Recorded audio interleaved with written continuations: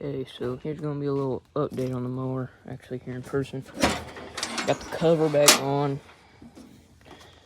and if we pop this off, drill a little hole, or cut a little hole for auto cable. Carburetor's in there. It's a little cold out today. Yeah, I just had it running, so it might start. Just needs to warm up, you know.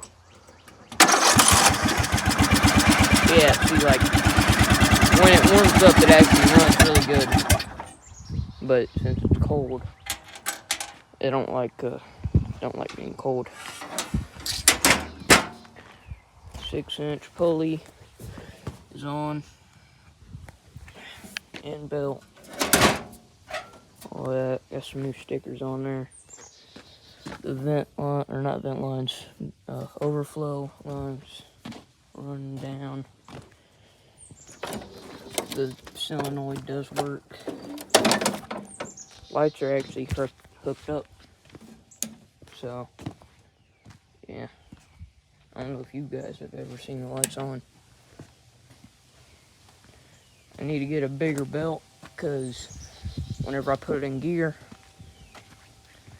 and I let the clutch out, it kills the motor because it's too much tension on the bottom of the motor.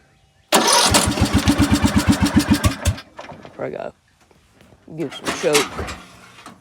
I'll let it run here for a second. It's a little bit harder to do with one hand.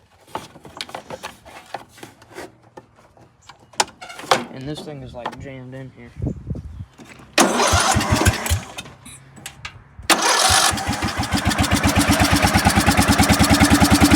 And then whenever it's like warmed up and it's on choke, it'll do that. Choke out. I had to take the muffler off because there was too much resistance and it wasn't getting enough flow. Oh, yeah, died.